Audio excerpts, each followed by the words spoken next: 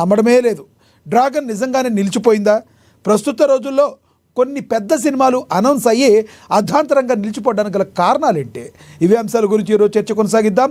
చర్చలో పాల్గొనేందుకు మనతో సిద్ధంగా ఉన్నారు, మనతో జూమ్ కాల్లో అందుబాటులో ఉన్నారు. విధాత మూవీ డైరెక్టర్ రాజేంద్ర గారు మనతో జూమ్ కాల్లో అందుబాటులో ఉన్నారు. అదేవిధంగా lover boy movie director Sriram Sanjeev Naidu garu కూడా మనతో జూమ్ కాల్లో అందుబాటులో ఉన్నారు. ఇక cine producer line Sai Venkat garu కూడా మనతో జూమ్ కాల్లో అందుబాటులోకి వస్తారు. ఇక సీనియర్ ఫిల్మీ క్రిటిక్ అప్పాజీ గారు మనతో స్టూడియోలో అందుబాటులో ఉన్నారు. ముందుగా మనం lover boy movie director Sanjeev Naidu garu, Sriram Sanjeev Naidu గారితో మాట్లాడదాం. సంజీవ్ నాయుడు గారు నమస్తే సార్. నమస్తే అండి. To all the viewers of అమ్మా టీవీ, హాయ్ అండి. Hi sir. సార్, అసలు డ్రాగన్ మూవీ ఆగిపోయింది అనే వార్తలలో వాస్తవం ఉందా, లేదంటే వీటిని పుకార్లే అనుకోవాలా? అసలు ఏం జరుగుతుందంటారు ఇండస్ట్రీలో సార్? సార్, ఫిలిం ఇండస్ట్రీ అంటేనే ప్రతి ఒక్కరికి ఒక క్యూరియాసిటీ ఉంటుంది. కామన్ మ్యాన్ కి మూవీ పట్ల ఉన్న ఇంట్రెస్ట్ అనేది ప్రతి ఒక్కరికి ఒక రకమైన క్యూరియాసిటీ ఫ్యాక్ట్ ఉంటుంది. అది ఒక రకమైన ఒక బిగ్ స్టార్ మూవీస్ అంటేనే తెలియకుండా అండర్ కరెంట్ లో ఎంతో హైప్ క్రియేట్ అయి ఉంటుంది. మనసులో ఎమోషన్స్ కానీ అన్ని అటాచ్ అయి ఉంటాయి వాటితో. ఏదైనా కానీ సార్, ఒక్కటి ఏంటంటే అఫీషియల్ అనౌన్స్మెంట్ రాకుండా, ఏదైనా అఫీషియల్ గా ప్రొడక్షన్ హౌస్ నుంచి ఒక అనౌన్స్మెంట్ రాకుండా ఏది మాట్లాడినా కూడా ఇట్స్ ఎ స్పెక్యులేషన్. ఇన్ఫాక్ట్ అది మూవీ మంచికే పని చేస్తుందని నేను అనుకుంటున్నా. ఇట్ ఈస్ టోటలీ స్పెక్యులేషన్ అనుకుంటున్నా సార్. ఓకే, స్పెక్యులేషన్ అంటున్నారు, కానీ కొన్ని సినిమాలు ఎందుకంటారు ఈ రకంగా స్టార్ట్ అయ్యి ఆగిపోవడానికి గల ప్రధానమైన కారణాలు ఏంటంటారు?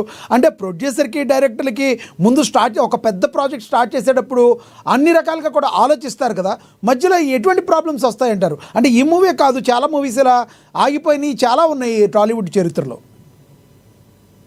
సార్, ఇప్పుడు ఏంటంటే ఫిలిం ఇండస్ట్రీ, ఒక ఫిలిం మేకింగ్ అనేది ఇట్స్ ఒక పెద్ద వాస్ట్ క్యాన్వాస్ సబ్జెక్ట్ అనేది. ఒక మూవీ మేకింగ్ అంటే ఇంత ముందు ఒక పెళ్లి చేసి చూడు, ఇల్లు కట్టి చూడు అన్నారు. కానీ ఇవాళ కాలంలో సినిమా ఎంత టెక్నాలజీ ఇంత అప్గ్రేడ్ అయినా కూడా ఫిలిం మేకింగ్ అనేది మాత్రం ఖచ్చితంగా ఇడితే ఒక అప్ హిల్ టాస్క్, ఒక హర్క్యులియన్ టాస్క్ అనొచ్చు అనమాట. అంటే ఒక సినిమా, అది కూడా పెద్ద స్టార్స్ సినిమా చేయటం అంటే వాళ్ళ డేట్ కాంబినేషన్స్ కానీ, అదే మళ్ళీ పెద్ద, ఇప్పుడు సినిమా అంటే ఏంటి, ఒక హీరో చూసి రావట్లేదు.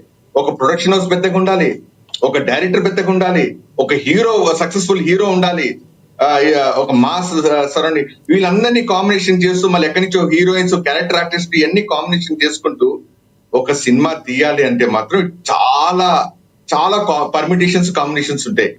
అలాంటి టైంలో ఎప్పుడైనా ఏదైనా ఒక చిన్న అవాంతరం వచ్చినా, లేదా ఒక చిన్న కరెక్షన్ అనండి, చిన్న రీథాట్ అనండి, ఏ చిన్న జర్క్ లాగా వచ్చిన థాట్ లాగా ఒక కొత్త థాట్ ప్రొవోకింగ్ వచ్చింది అనుకోండి, ఐడియా, దాని మీద వర్కౌట్ చేయాలంటే మాత్రం, మళ్ళీ రీసెట్ చేయాలంటే it will take its own time. So దాన్ని మాత్రం మనం పాజిటివ్ గా తీసుకోవాలి. కానీ ఎందుకంటే మూవీ మేకింగ్ ఇట్ సెల్ఫ్, ఇప్పుడు ఎన్నో కుటుంబాలు సార్ మూవీ మేకింగ్ మీద ఆధారపడి ఉంటాయి. ఇప్పుడు ఒక మూవీ చేస్తున్నారు అని అంటే ఎంతో ఒక సినీ వర్కర్స్ అందరికి ఒక పండగ, ఒక హ్యాపీ. ఎందుకంటే వాళ్ళందరికీ ఒక ఉపాధి పదలంగా ఉంటుందని చెప్పి. అలాంటప్పుడు పాజిటివ్ గా ఏది జరిగినా కూడా పాజిటివ్ గా in favour of the movie and cine workers families ఎవరైతే దాని మీద డిపెండ్ ఉంటున్నారో వాళ్ళందరి కోసం మనం పాజిటివ్ గా థింక్ చేయాలంటున్నా. అంత తప్ప స్పెక్యులేషన్స్ కి కానీ, లేకపోతే హైపోథెటికల్ థాట్స్ కానీ, లేదా ఉన్న ఆలోచన దాని మీద రుద్దేయడం కానీ, బలవంతంగా రుద్దేయడం కానీ, లేదా ఫ్యాన్ వార్స్ అని చెప్పి అలా జరిగింది కాబట్టి నాకు హ్యాపీ అని చెప్పి అనుకోవడం కానీ, ఇలాంటి అన్నిటికీ పక్కకు పెడితే మూవీ మేకింగ్ ని పాజిటివ్ గా తీసుకుంటే మాత్రం ప్రతి ఒక్క మూవీ ఏదైనా చిన్న ఇటు అటు అప్ అండ్ డౌన్ అయినా కూడా we should give that valuable time for them to recoup up అన్నమాట. That's what I personally feel sir. అంటే ఇంకొకటి ప్రధానంగా జూనియర్ ఎన్టీఆర్ గతంలో, ఇప్పుడు స్టార్టింగ్లో ఆయన కెరీర్ స్టార్ట్ చేసిన కొత్తలో కావచ్చు, నిన్ను చూడాలని సినిమాతో స్టార్ట్ చేసిన ఆయన అల్లరి రాముడు కానీ, లేదంటే ఆంధ్ర వాళ్ళ కానీ, కొన్ని సినిమాల వరకు ఆయన సాంబా వరకు, అశోక్ వరకు కూడా ఆయన ఒక రకంగా రాజమౌళి గారి చేతిలో, తర్వాత మూవీ కంత్రి మూవీ నుంచి అనుకుంటా, యమదొంగ కంత్రి మూవీ నుంచి ఆయన సన్నబడ్డారు. అంతకుముందు కొంచెం బొద్దుగా ఉండేవాళ్ళు ఆయన. అయితే అక్కడి నుంచి ఆయన అప్ అండ్ డౌన్ బొద్దు కావటం, సన్న కావటం వస్తూ ఉన్నాయి. ఇప్పుడు ప్రజెంట్ ఆయన వార్ మూవీలో ఒక రకంగా కొంతవరకు కనిపించిన ఇంకా థిన్గా కనబడటానికి కొంతమంది డైహార్డ్ ఫ్యాన్స్ కూడా జీర్ణించుకోలేకపోతున్న పరిస్థితి. ఈ మా హీరోకి ఏమైందని అనుకుంటున్నారు, రకరకాల వార్తలు వస్తున్నాయి. ఈ బాడీ అప్ అండ్ డౌన్కి కేవలం సినిమా డైరెక్టర్ల రిక్వైర్మెంటే కారణం అంటారా, లేదంటే ఏమయ్యే అవకాశం ఉందంటారు? సార్, ఎవరికి ఏం ఆందోళన పడాల్సిన